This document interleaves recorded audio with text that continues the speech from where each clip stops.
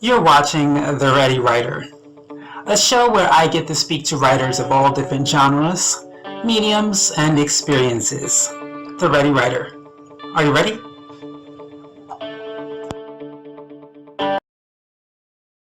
Hi, you are watching the episode of The Ready Writer. We are celebrating Black Children's Book Week. I'm your host, Casey Bell, and today's guest is Candace Okin. Let's get the show started. Was being an author a childhood dream, or did it come later in life?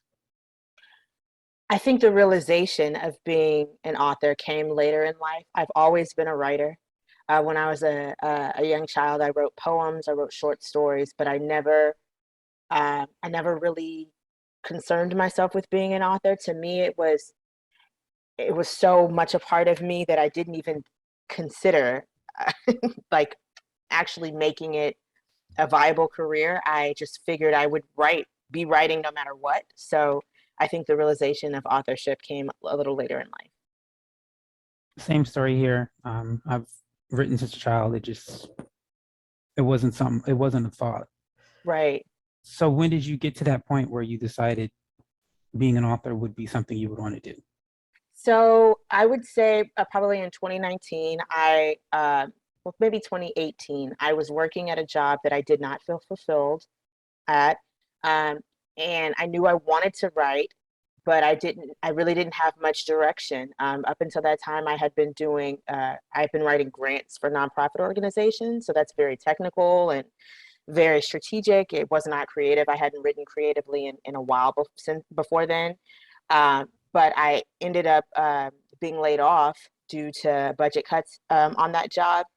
And as a result of that, I decided to write a children's book called Mesa Makes Money, which kind of details money management. So I was inspired by this being laid off of my job to write creatively. So that was the impetus of that book, that first approach to authorship. So the first book, how did you go about doing it, and how did you know what to do as far as how did you know, or how did you figure out how to publish a book, and what journey did you take? I spent all of 2019 writing it and making sure it was properly edited. And toward the end of 2019, I started looking for boutique publishers because at the time, I just didn't even want to deal with self-publishing at all. And I also wanted a little bit of insight. So I thought not self-publishing, but I thought the boutique publisher would be a way for me to get my feet wet, if you will, to see if self-publishing was even something that I would want to do in the future. So, so that that's how I started that. Um, um, Again, and that book came about because I found myself in some financial challenges as a result of being laid off from my job.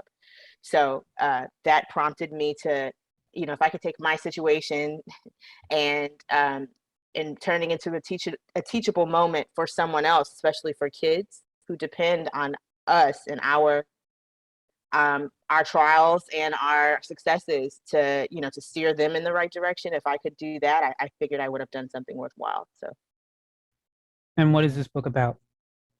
Mesa Makes Money is about a second grader who has a classmate who is dealing with some financial challenges, and he wants to help her. So he starts a business. He starts a dog washing business. And in the process of starting the dog washing business, he's having to learn about entrepreneurial concepts. He's having to learn about how to manage his money because he's generating money so that he can give to his classmate.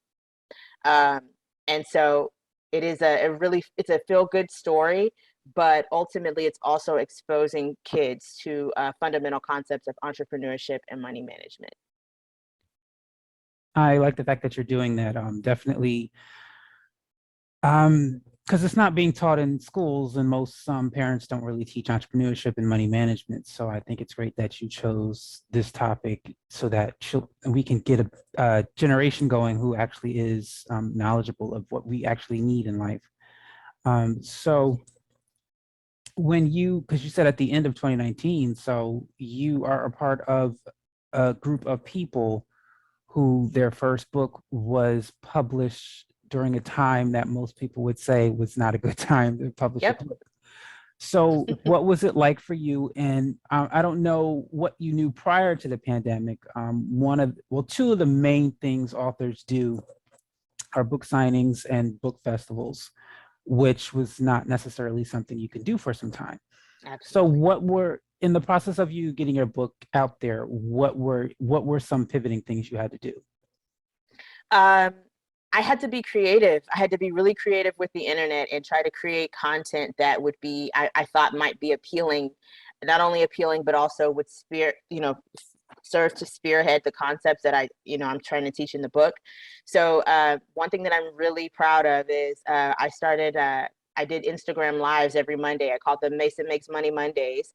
And I started interviewing like little 30-minute interviews with it started off with entrepreneurs or people who manage money or financial advisors, things like that.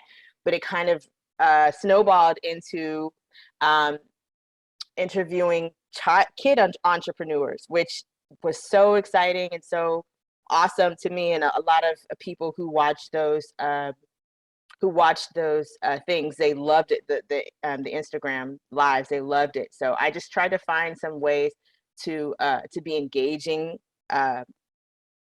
via social media. I did. I know a lot of authors do this, but I did a virtual website reveal. I did the opening the boxes when I got my books in print and things like that. And there were a few like live reading sessions I was able to do online as well. But you're right, it was very difficult. And still in 2020, we were in the beginning and the thick of it because there's so much we didn't know. So I was actually supposed to be, I signed my contract for the publishing company in January of 2020 with the expectation that I would be completed with the publishing process by June. And I actually wasn't completed. It wasn't completed until October. Wow. As a result of like a lot of the setbacks and challenges presented by the pandemic. So we tried to. Mhm.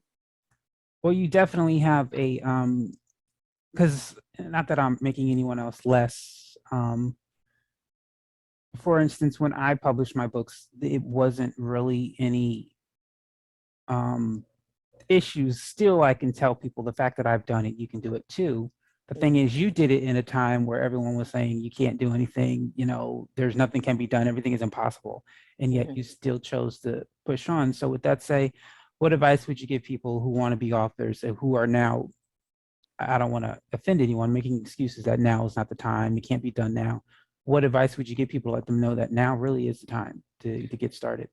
Anything is possible. The world needs your story.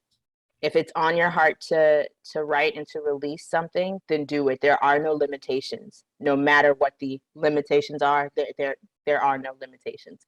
Everything is figure outable. I remember hearing someone say that once. Everything can be figured out. There's always a way around something. Don't allow those things to impede on your success and on your ability to tell your story. Anything is possible. Thank you for that. Anything is always possible. Instead Mhm. of saying, one of the things I learned, I don't remember who said this, when you get to a point in life where you say, I can't, ask yourself, how can I? And ideas Right. do come to you and you can figure out how can you. So this is your first book. Are you working on the second? And is this going to be a series? Because it sounds like a series to me. I would love for it to be a series, but I want it to be a series that it makes sense and that is not corny. I don't want to just put out products and put out content for the sake of putting out content. I really want it to be from a very purposeful place. So I'm still thinking of that. I'm still thinking of how I could do that. But I actually do have a second book. Oh, okay. This book is called Joseph the Great. It's quite different from Mesa Makes Money. Joseph the Great is about a little boy who has to come to terms with his family moving from the South to the North. It's actually during the Great Migration. So it's a book that will expose kids to Black history. And along the way, he has some inevitable challenges, and he's having to self-cope and, do it in healthy ways to, to get through some of the things that might scare him. So I'm hoping that this book will inspire kids to understand and reveal the greatness that is within them, that they're strong beings, so that they know that they're strong and capable beings, and also to teach about Black history. Awesome. Now, is this book published by the same as the first one? This book is published by me. Okay. All right. Yes. So I did take the self-publishing route this time, and this book is published by me. Awesome. Awesome. Last question. You have any final words to the parents and children who may buy your books? Only that I wrote the book with, the child in mind, knowing that I wanted to pass over any, whatever I could teach, I wanted to pass that on. That was my inspiration, and I hope that comes through the book.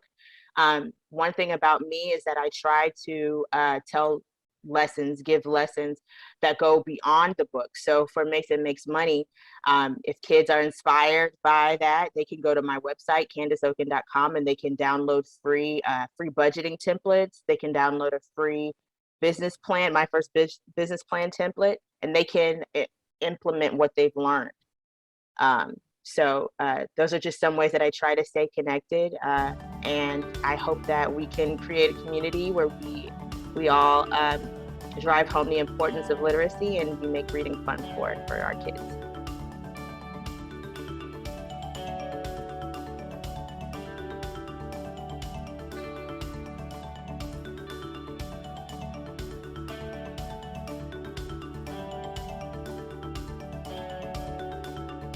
That is all the time we have for you today on The Ready Writer.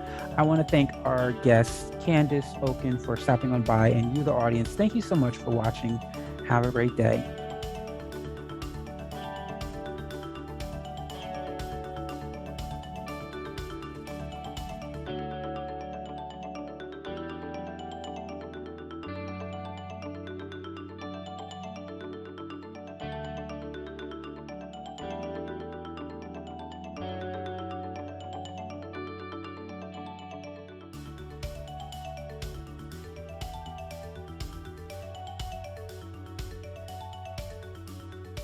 Hi, I am Casey Bell, host of The Ready Writer, and I'm celebrating Black Children's Book Week. There are so many more events to come. It ends March 5th. Go to blackbabybooks.com for more information on the event and the events happening all week, both virtually and in person all over the world. Go to blackbabybooks.com for more information for Black Children's Book Week. Thank you for watching.